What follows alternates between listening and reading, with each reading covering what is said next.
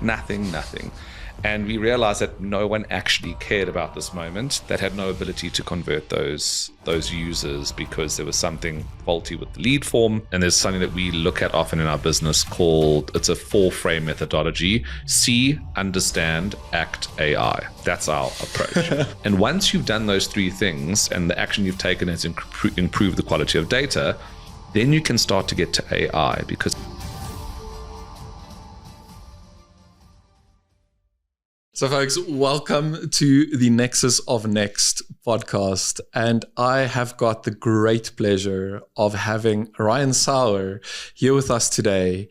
Ryan is an exceptional human being. He is a marketing powerhouse and is someone who's been around the block when it comes to innovation, doing things in a way that really is experimental in some ways, and in other ways, incredibly successful. Ryan, you've gone through the exercise of starting 2 businesses and either selling or exiting those businesses. And now on your 3rd business, you're like, well, if I can make it 3 times, then it's definitely not the market condition. It is what you know. And Ryan, I know you well enough to know that you're one of those studious people that learns from every single experience and is an absolute expert. And so today we are getting the privilege of having a conversation with you about how it's not just luck, it's actually what you know and how you look at the world. So Ryan, an absolute pleasure having you here with us. that's a hell of an introduction. Thank you. You know, the thing is, Ryan, you're actually someone that can stand both of those 2 shoes full. I would assume that it feels a little bit uncomfortable, like I do whenever someone introduces me and I go like, wait, is that even me? Like, Right, did that happen? Right? Yeah. Did I do those things? Can I revisit, is this maybe a past life or a different life, or what is it? You know, one of the things that always inspires me about our conversations that we have is the fact that you almost always leave with personal lessons learned, but also imparting wisdom onto me. And so today is my privilege to actually share some of those insights with you, our listeners, and so, or watchers for that matter. So today we're going to share 3 different stories, right, Ryan, of your experience in the world of entrepreneurship, business, and innovation, what you've learned from them. And then we'll close out with a little bit more information about how we see what's going to happen next in this world. If I was a listener to this podcast today, what would you think is the key takeaway that I'd walk away with if I listened to the end of this episode? Okay, so I think we're going to cover some areas of failure and the lessons learned in shifting and pivoting. I want to talk about some areas where businesses have done some simple and very effective things and how they have to think about those things. And then in terms of where we're moving, I have either very specific and potentially quite polarizing views, but I think it's important to choose a hill to die on. So I definitely have a view of where I think things are going, and my whole innovation lens is marketing. So I've got a marketing kind of background. So I have some views and theories on where that's heading at least. And if you have a business or you're in a business, or you're a marketer of a business, this may be of interest, or you may disagree, which is even better.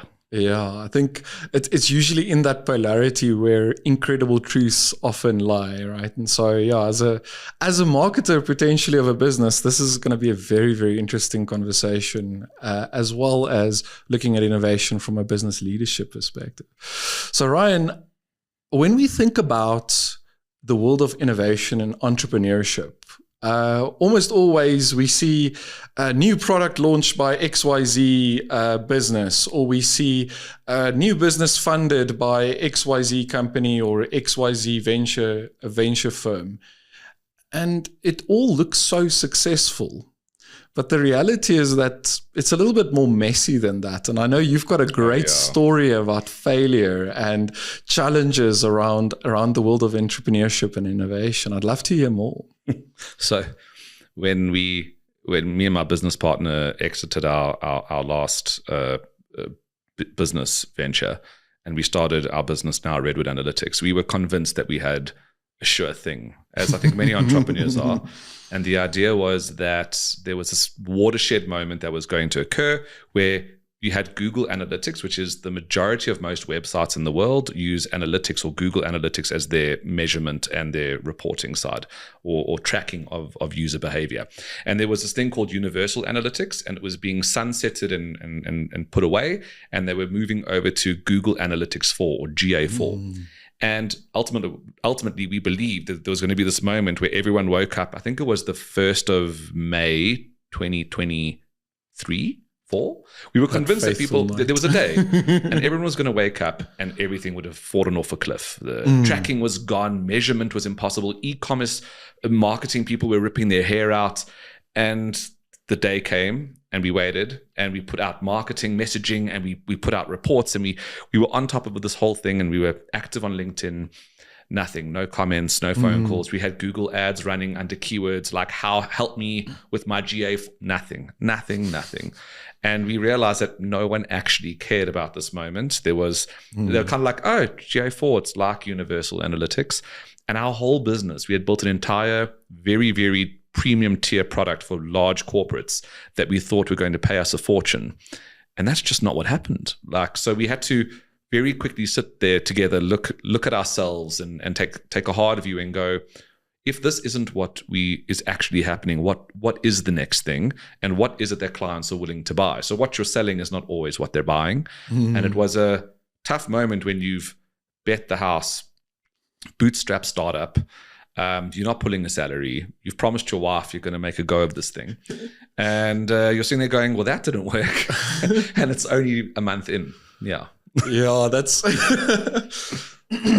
yeah, I think that sums up almost everyone's first entrepreneurship experience, I must say. And I think innovation is so close to that, right? Because when we look at what works really well, it is actually just tactical failing and tactical experimentation, right? And so that was almost like a little bit of experimentation and failure happening in such a short period of time that it's almost reasonably well, it is survivable. I mean, you're sitting here today, but that's usually part of the problem is some businesses would not run those experiments with a short enough cycle that they can actually survive. 100%. And that risk is something that you can actually absorb and potentially in some cases find palatable as part of the journey to build the business. And so after that failure, what happened? So the necessity out of the panic, and I won't really call it panic. I luckily have a business partner who's incredibly level-headed. He's like a critical he's an optimist, but his critical thinking is off the charts. So I'm the dreamer and the move and shake, and he's the one going, well, this is how it's going to actually execute. And so we sat down and we realized that what clients are really asking for is data visibility, data visualization, and trust in that everything's in one place that they can really understand. And so we started building more of a dashboarding business. And the success that came of that is we started working with brands that had multi-channel environments that were looking for a party that wasn't one of the people producing the work, but someone external to bring all of that together and tell both compelling stories and to help make recommendations that were going to drive success. And so our business evolved into a dashboarding visualization company, but very quickly from there into a reporting and consulting side of the business. And we started working with brands across multiple sectors: automotive, FMCG, fast-moving consumer goods. Another sector called QSR, which is quick service retail, such as restaurants or things like KFC. And that's where the business evolved to ultimately is helping those businesses get a handle on their data very quickly. Very cool. And was there like an inciting moment? Like everyone's got that, oh, and this is when I realized X. Was there a moment for you like that when you realized, okay, well, clearly GA4 isn't a thing for people yet. And we'll talk about how the market has moved recently. But now, what are we going to do? And what was the next step? So was there a moment for you where you identified, oh, this is a need that we need to fill? It happened in two ways. So our business mantra that we worked out when this started happening simultaneously, we actually worked out our like byline or our business mantra, and we call ourselves delight junkies. Okay. So that's what we are. We're delight junkies, watching a client see their data in a way they haven't seen it, understand performance or measurement in a way they haven't understood before, and watching them go, oh, wow, I didn't realize, that's amazing. I want to show this to you. Can we, what about the minute those questions start happening and the energy in the room lifts, because often analytics and reporting people feel is incredibly boring. Dashboards, and they're going, I don't understand half the data. We've got all these pie charts and bar graphs, and I don't know what to do with the stuff. And when you see a client delight in the data, we are absolute delight junkies. So the moment was presenting some of this to clients, either as a pilot or as a deliverable, and then seeing the sheer delight in their faces and knowing that they could see something and they knew what decision to make next. They knew what action to take. And knowing that we empowered that, and then seeing them go, asking all the forward questions. We knew we had a product, and we knew that it had legs and retainer value, and that clients would keep wanting this type of information. Yeah, that's quite interesting. It's almost like treating customer delight as a positive signal. Or a parameter. That's our success parameter, is their delight. And if we deliver a report that used to be a delight, and after 4 or 5 months we start to see the fire in the client's eyes diminish, we're like, we have to change the report. This has become boring. It's become table stakes. So now what do we do next? And that's our delight junkie philosophy. Yeah, when it comes to innovation, that's usually a headache. Is like, what do you optimize for? Do you optimize for something, return on investment over a 5-year investment or over a 5-year investment horizon? And you think about, oh, okay, so we're going to optimize for accuracy, which may be useful, but when it comes to really making someone want to buy your product, it's really about how you make them feel and what their experience is. And so there, like, that signal for you was customer delight at the end. Absolutely. Yeah, that's very interesting. Did you just discover that by accident, or was this something that was intrinsically ingrained for you? It was an accident. We would finish certain meetings, and Adam and I would look at each other and go, that was the best meeting. And we're so fired up. The energy in us, and then the energy to do the work, was through the roof. And we realized that we actually get totally energized by clients' delight. And that's where we came up. And it's the background of our computers. Every time you turn a machine on in Redwood, the background is delight junkie. That is so cool. Yeah, I must say that's a very nice way of serendipitously, like, discovering a purpose within the business eventually resulted in, oh, here's a great innovative idea. Let's put that in a package and give that to people so that you can package customer delight effectively at the end of the day. And the last thing on that is, I think everything we do, we keep looking at each other going, when we present this, is it going to happen? Are we going to get that delight fix? So we're like always building the work to present, or that. And our cadence is not every day. It's once every 2 weeks, once a month. We have that touch point with a client. When we have that moment, are we going to be able to deliver that delight rather than it's good, but it's another report? Yeah. It reminds me of the story of how an engineer discovered the microwave oven. It was also like the serendipitous moment where they were playing around with these electronic equipment that creates radio waves. And I mean, back then, health and safety wasn't as much a thing as it is today. But he noticed that the chocolate bar in his upper shirt pocket started melting. It's like, why did this happen? And that curiosity of, okay, well, first, maybe that's his thing. He likes melted chocolate. I don't know. But asking those questions, and then eventually, what if we could trap these radio waves in a box, and now everyone and their grandma has got a microwave oven in their house.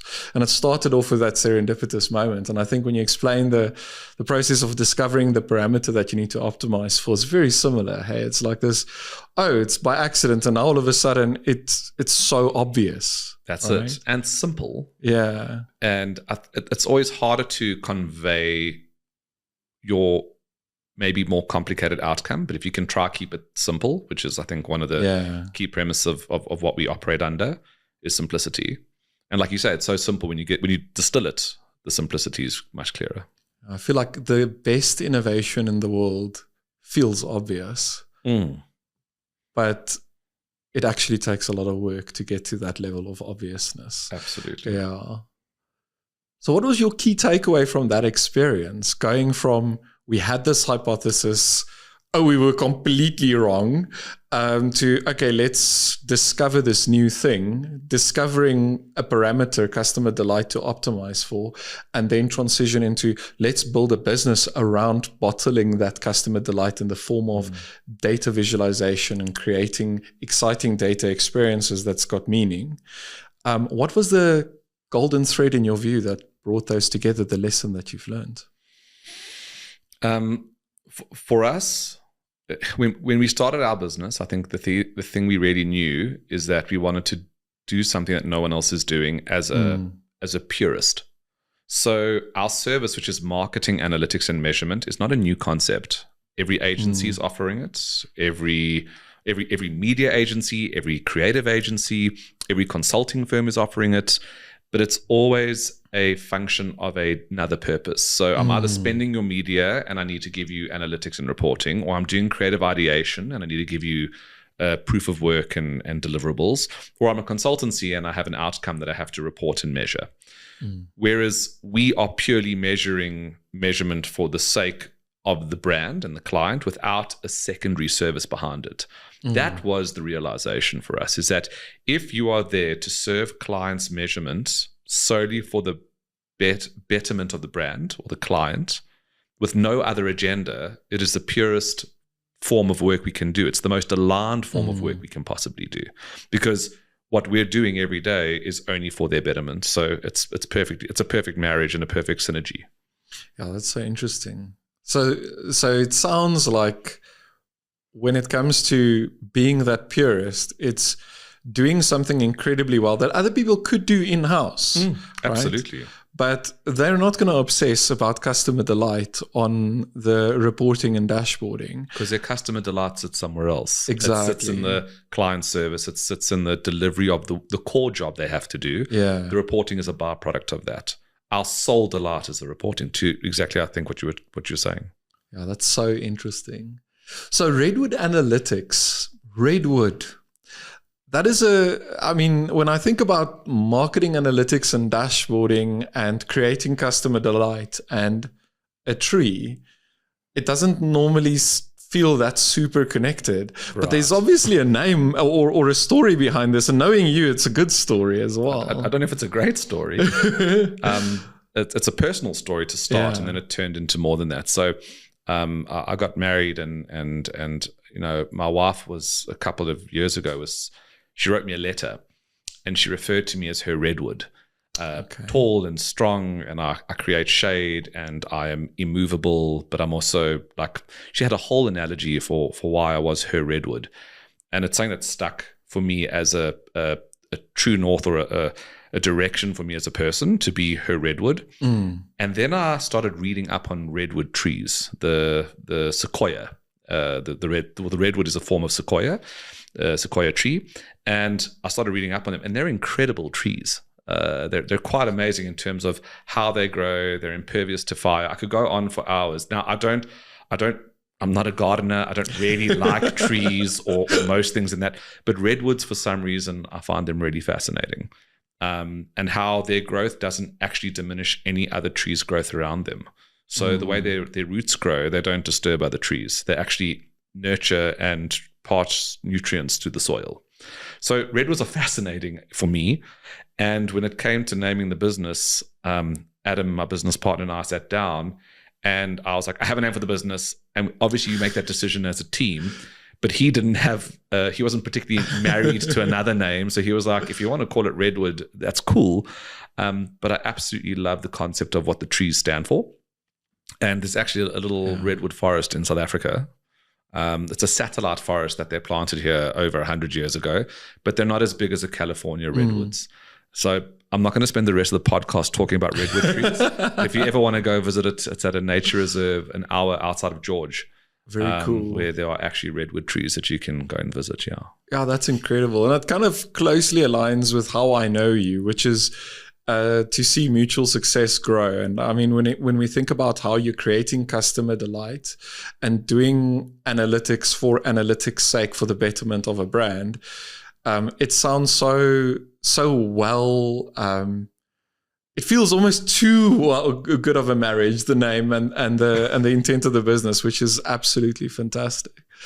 So you've been working in many different industries. I mean, you're one of those people that almost has a story or an experience for that whenever there's a topic of conversation. You've been around the block and you've seen so many different things.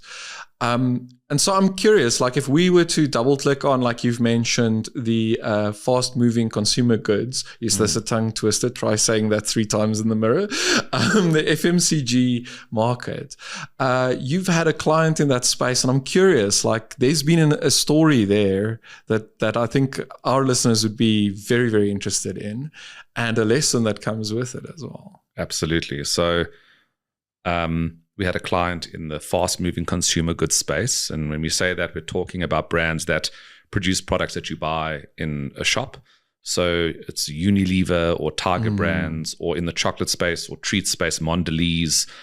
All of these are fast-moving consumer goods brands. You don't know their name, but you know the things you buy, like Jungle Oats or I don't know, Cadbury's chocolate bars.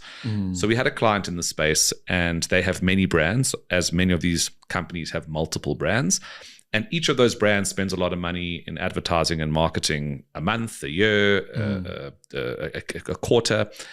And they were working with different agencies. And one of the biggest challenges they had was being able to compare multiple brands in a category. So snacks and treats, being able to compare all those brands, or across the business, being able to compare any other data across the brands in their business. And when you're spending that much money, tens of millions across that many brands a month, there is definitely something that you should be getting out of that isn't just the report of that brand for that month. So what we did is we looked at all the different parts of their data in their media spend and their advertising and how they'd structured it. We simplified that down to some keywords and data layers that we could extract over and over and over again. And we got them to apply it to each of the brand's campaigns. And what that did for them was light up the data. And we like to use the word lighting up data. The data is always there, but if you don't know how to organize it, you can't light it up. So we lit up that data for them, and that gave them the ability to look at it they could cut it up and measure. And they didn't even know how they wanted to use it until they had it, right? And so just structuring that data, which is a project in itself, and everyone's going, why are we doing this? Eventually the outcome of how you start using it starts to prove it. But that was the main project that we did for them. So it was just, we didn't change anything but the naming, and that unlocked everything. Yeah, it's crazy how sometimes there's this capability that you need to develop, and once you have the capability or the toy, then it starts becoming obvious how to use it, and that exploration kind of naturally cascades from that opportunity. I'm thinking about how for those that don't know, GPT has been available for quite a while before so for those that don't know, GPT has been available quite a while before ChatGPT was released. In fact, GPT-2 was quite capable, but the way you would create that experience was you would basically get a very expensive computer or rent one in the cloud and then start this model up. And you'd literally have to feed in these things in a programmatic way. And it was very, very clumsy. And so when ChatGPT came out, and that was the transition point where they invited a bunch of beta testers to come and try this new technology out. And only when you had it in that form factor, it became incredibly powerful.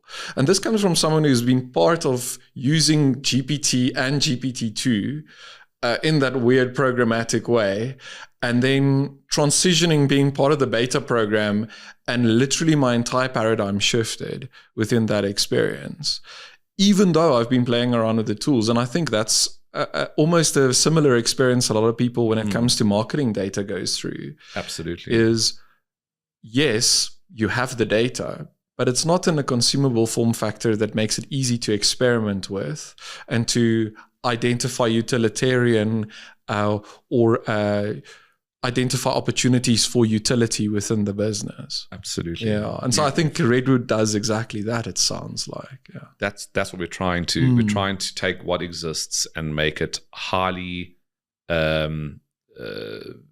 available and then usable by the people that need it most, which are the marketers and their teams, the brand teams. Interesting. And so what did you learn from this experience going through that exercise of understanding the landscape, then understanding how we want to present this information to the client, to what does it even mean, and all along that way convincing them that, believe me, this is a good idea, remember, this is for your future, we want to do this, it's going to help you in a lot of ways, we can't even tell you what it is. So what's been the lesson for you throughout that experience? There are multiple stakeholders on that journey. And for us, it's simplicity in conveying an idea and simplicity in communication. So we made sure that no matter what forum we were sitting in, with the chief technology officer, the chief information officer, the head of brand, there were so many different stakeholders that have different layers of knowledge. Some with no marketing knowledge, some with no technology knowledge, some with no information architecture knowledge. We kept language incredibly simple, and we followed that premise from that Einstein once said, if you can't explain it to a 6-year-old, you don't understand it well enough. And so in every single forum, we spoke no jargon, simplicity, and we spoke to outcome, not to process. And I think in our space, I believe in our space that often people speak from a place of comfort, and that comfort to make them feel like I have a right to be in this room is complexity. And that complexity actually isolates you. So we felt that we moved far faster with simple language and then simple outcome, something that everyone could touch and understand without without giving all the rationale and the information behind it, just a simple output. So simplicity was the lesson there, and it's something we take forward to every conversation, because what that client's deep knowledge is we can never expect to gather that they have for 15 years, but our deep skill we have to convey very simply.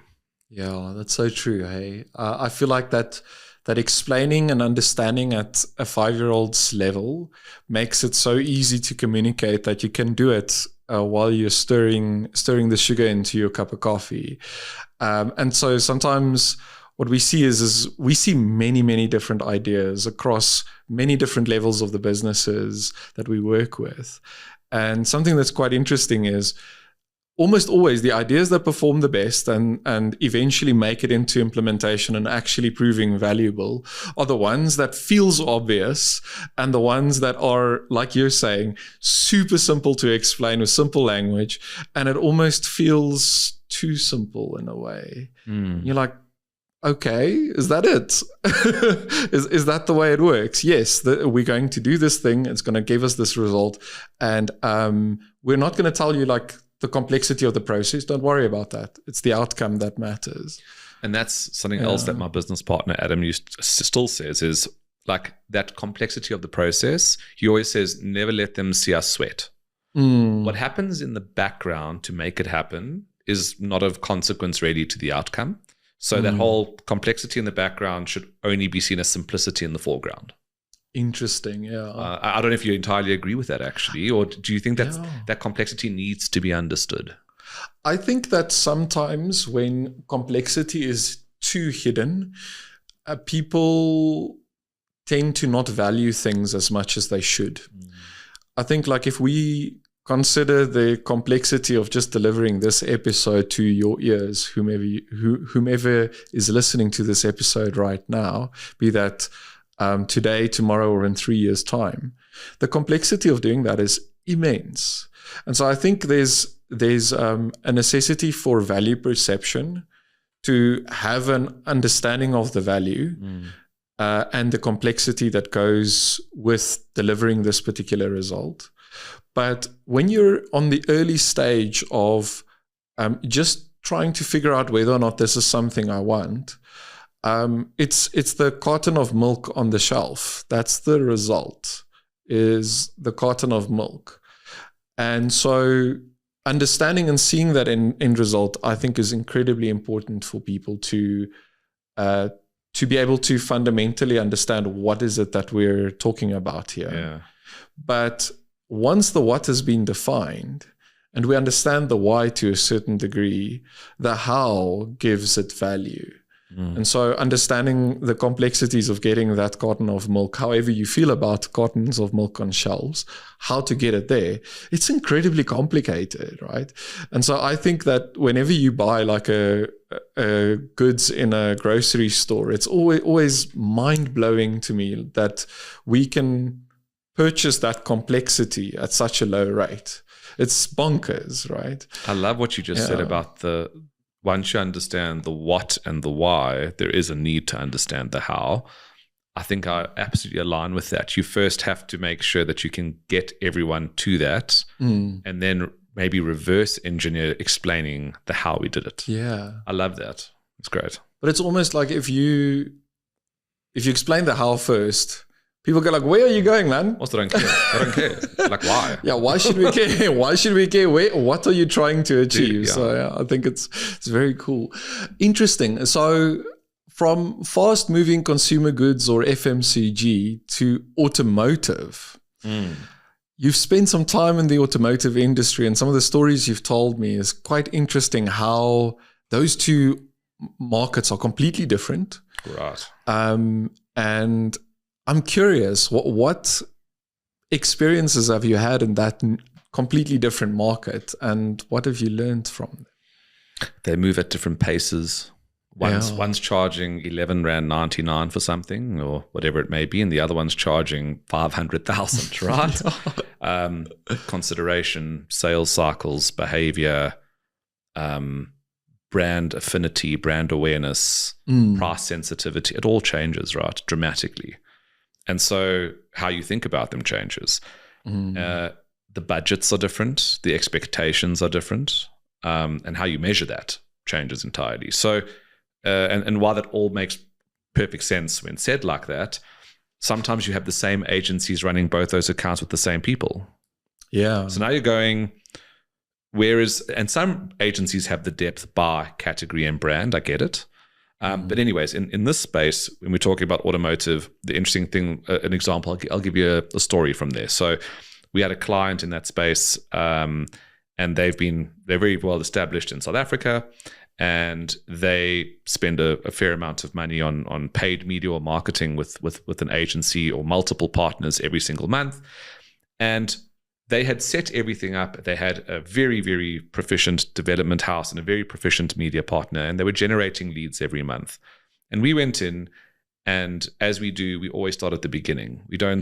There's the ask that we're asked to solve, but we have to understand where all the data comes from. So we go through the journey as if we're a normal person looking to buy a car.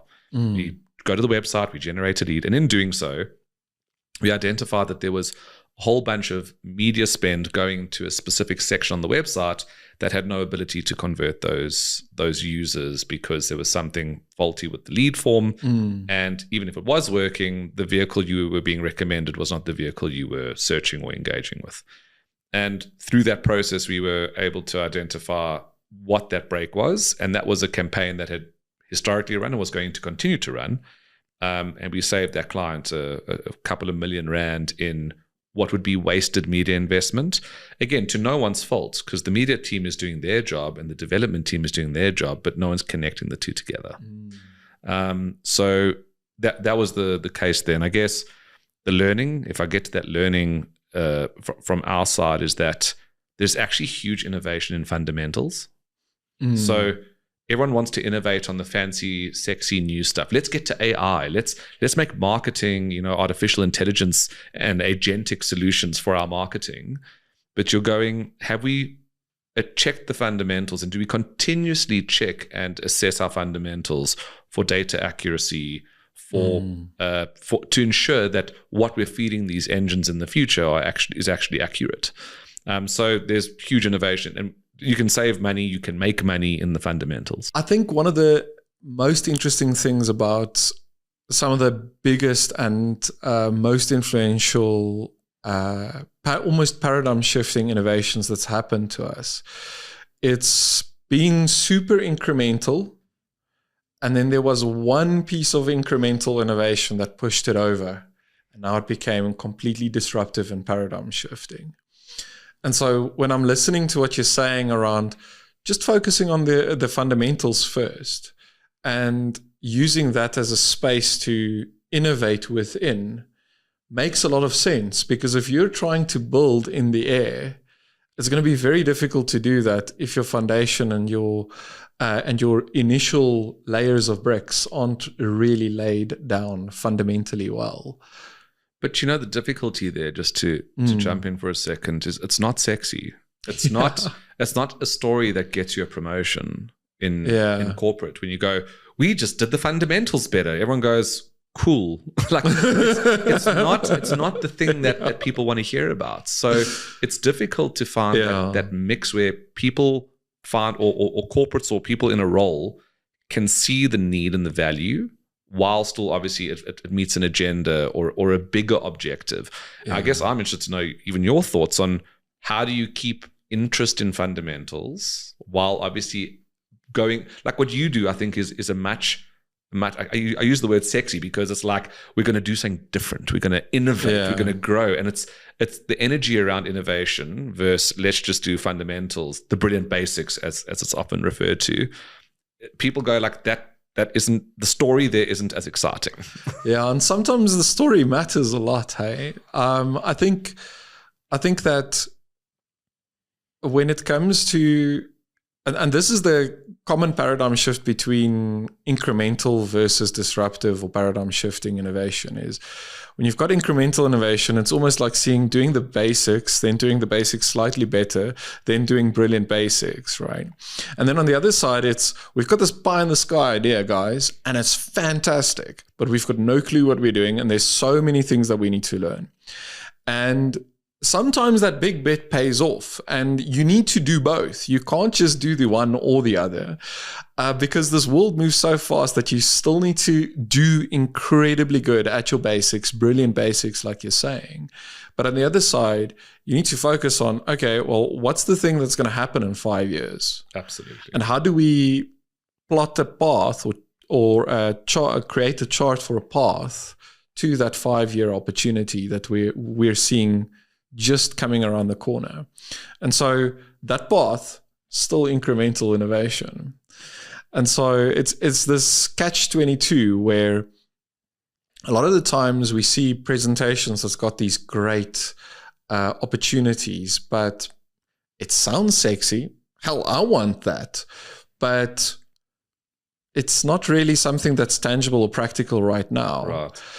But a lot of the times, aspirational. Right? It's aspirational to a certain degree, and that's great. And you should be experimenting and trying different things out and seeing what those bets actually turn out to be. Some of them will be successful, but others will definitely not be successful.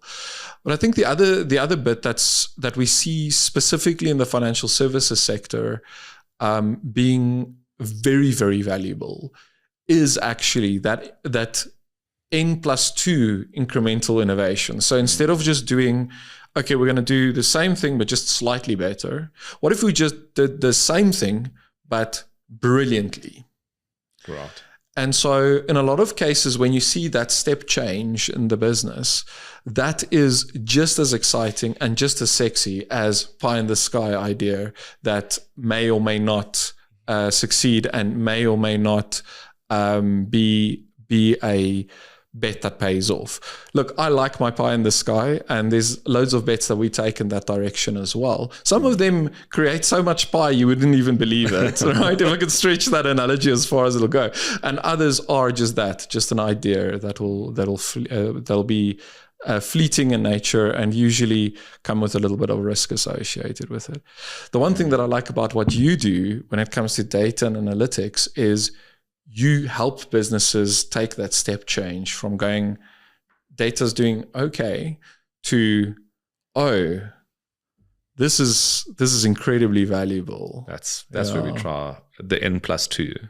Yeah. But of incremental innovation, which is, whenever I sit with you, I always want to start writing notes, and then I realize this is actually going to be a podcast I can listen to again later, so I don't have to take notes, because that's the thing. I always take notes when we talk. Yeah. And I was about to start taking notes. I'm like, oh no, wait, I can just listen. This is super cool. So, loads of incredibly valuable things. When we think about the first lesson, discovering what you should be optimizing for, and embracing serendipity to a certain degree while you're handling failure, then transitioning into, okay, great, how do we help this client and actually take them on this journey and make sure that as part of this journey, you show them the what, and then later on show or help them understand the why, and that is usually enough to get them across the line.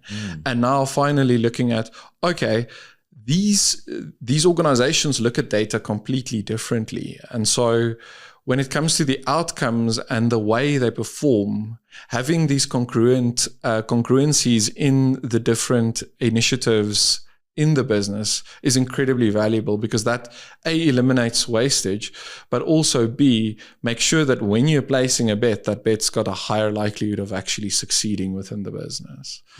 Absolutely. I'm aligned with that.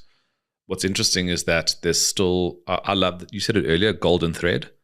So across different categories, whether it's hospitality, travel, fast moving consumer goods, automotive, banking, financing, there's still a golden thread in approach. Entirely different businesses with entirely different offerings, very complex in each of their offerings. There's still golden threads for us. And there's something that we look at often in our business called, it's a 4-frame methodology: see, understand, act, AI. That's our approach. If you can see it, you can understand it. If you can understand it, you can take action. And once you've done those 3 things and the action you've taken has improved the quality of data, then you can start to get to AI, because our concern is that AI is a black box in many cases. And if you ask the average person how it got to an outcome, the understanding of the methodology is, I don't even know the system up. I don't even know what it learned off to make this decision. If it's your own corporate data, you should understand that well enough to know that the outcome has some semblance of congruence. So see, understand, act, AI is our golden thread in our business that is applicable across category, but they are all unique in how they deploy it. Yeah, that's a very, very cool way of looking at it as well, because a lot of people put AI at the very beginning of the equation. Doesn't make sense, right? I believe it doesn't, but I'm not an AI specialist. I'm a marketing analytics guy. It's almost like you've got that sense of a level-headedness and methodical approach you're praising in Adam's personality, right? Sure. Listen, most of the intelligent stuff coming out of my mouth is something that Adam told me. That's super cool. It's super cool. It's an Adam thought that's become Ryan's belief. So Ryan, let's fast forward a little bit. What do you see in the near future in the world of business and innovation? It's cool. So I've got 2 ideas. One's a little bit, I guess, edgy. So the first, it's something I'm seeing a lot being spoken about on LinkedIn, but maybe I'm in a little echo chamber of the algorithm. So who knows? I think business in South Africa, and I'm going to speak from a marketing lens because that's really my safe base. But I believe that business in South Africa and globally fundamentally misunderstand the role of marketing, not advertising, marketing. They've oversimplified it to performance marketing, and we've lost We've lost that age of like brilliant creative execution because we all want the results now. We want sales and we want leads. And if I put out marketing and we spend R1 million, well, how many sales did I get this month? And there's that halo or that brand effect that really, really matters. We can all think back to our youth about either jingles or brands that we would still, if you're going to go and buy something, and if you're around one, I guess, is like, we know Bathroom Bazaar and we can all sing a little jingle. And we all know, if you had to think about different brands, they all have a resonance in your heart and in your mind because they hold that space for you. And I think that we become overly functional on finding the audience, sending out a very functional message and getting them to engage and buy without that brand halo effect. And so I think that there's going to be a huge shift to understand, hopefully a move that businesses need to understand brand marketing and positioning in building long-term brand value. That's one of them. And the second thought I have on a second note is that with the move to AI, we are overly indexed on software as a service technologies. So people are buying tools and then stacking those tools and never having a manager of that entire stack. It's just functional deployment of something and I believe that there's going to be a move to managed services where tools that you buy have a partial management by the specialists of the tools that you buy. Because in large corporate tools, there's no brand owner. Or there's no product owner. It's just a tool that's supposed to deliver an outcome. So those are two interesting things I think are going to happen in business and marketing. Managed as a service solutions being one, and an understanding of long-term impact of brand marketing. Yeah, I think that makes a lot of sense. Hey, like when we see the patterns that people go through, when it comes to that I think you called it the over-indexing of software as a service. A lot of the times what people actually want is they want an outcome. And so traditionally there's been one of two ways to get that outcome. The first way is to get a person who's a consultant and work with that person directly and get the outcome that you're after. Well, to frame your problem, give you a solution, and then give you the tool that will give you the solution. Exactly. That's the consulting way. Yeah. Right? And then on the other side, you've got the DIY route, which is either have someone internally that performs that function, or have a person or sub-organization within the business that performs that function using a specific tool as a DIY type of approach.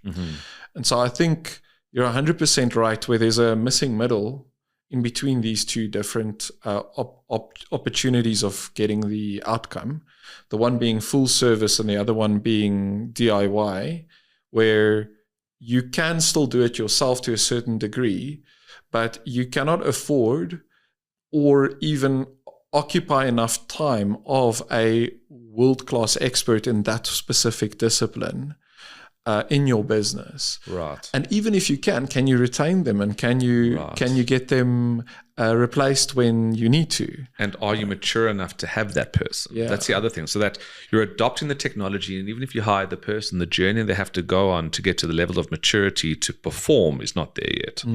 That's that same gap. It's the same gap you're talking about. I think that we need to enable people through managed services to get proficiency, to then eventually adopt in-house, but through maturity.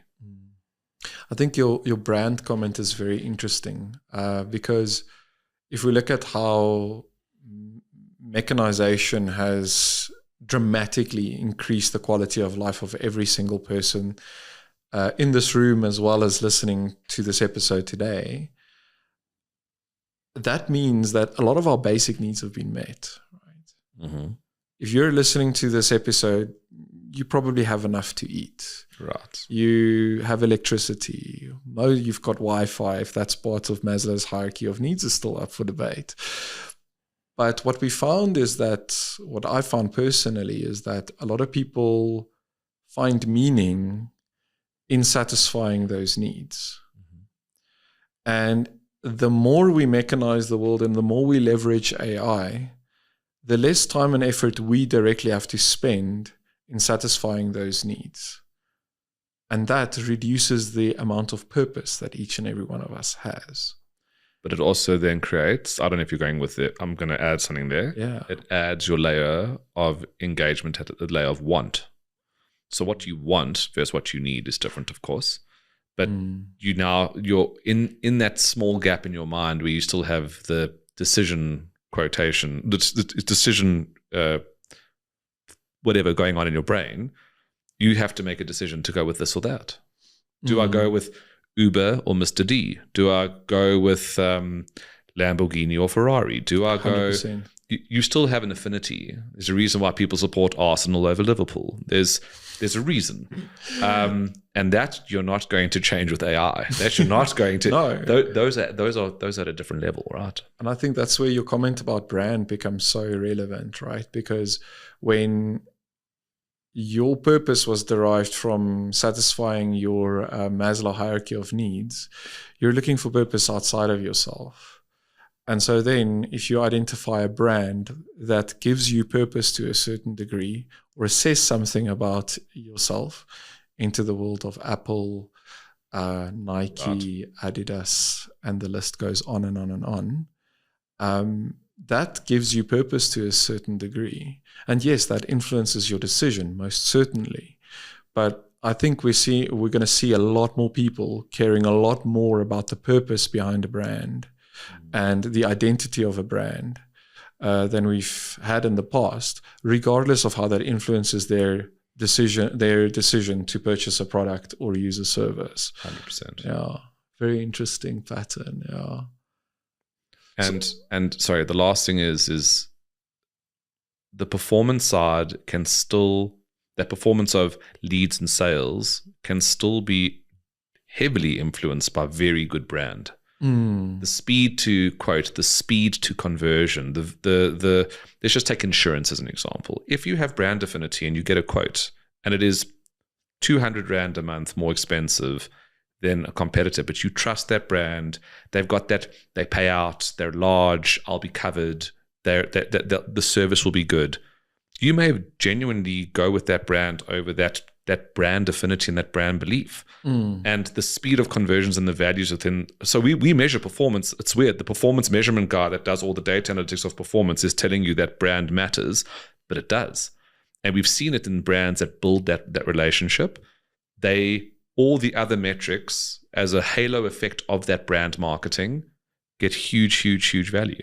I think someone much wiser than I once said that brand is one of the most high leverage marketing assets you can find in this world. And I think that really definitely resonates with what you're saying around using brand affinity as a way to influence a decision based on not just rands and cents, which is, let's be honest, in a lot of the cases, buying something cheaply doesn't necessarily mean you got great value for money. 100%. Right. Yeah. So Ryan, if there's one message that you'd like to leave the listeners with today, if you can start with the fundamentals and keep it simple and execute on that sustainably in whatever it is that you do, I think it creates. Well, I believe it creates a huge, I like to use the word belief on this one, but I believe it creates trust. I believe it creates an interesting sense of speed to delivery, and it takes people with you. So it's about that simplicity, and it's about that starting at the basics and just hammering those away until such time as you've got that incremental innovation. That's where we play. And we find a huge amount of satisfaction and joy in doing it. That is super cool. Ryan, where can people find you online? Is it on LinkedIn? I was about to give my physical address and I was like, no, don't do that. Not yet. Not today. I'm on LinkedIn. I need to share more of my thoughts, but I'm on LinkedIn. We have a website, redwoodanalytics.co.za. And you can find me on those two platforms. I'm very good at responding to my direct messages and inbox on LinkedIn. And I'm planning on developing some more content off conversations with you, because I have some thoughts and maybe a YouTube channel one day. So more to come from Ryan Sauer here from Redwood Analytics. Ryan, it's been an absolute pleasure having you with us today. And thank you for sharing your personal experiences and the knowledge that you've acquired from it. It's been really a thought-provoking conversation for me, which is always great. This has been great. Thank you. Awesome.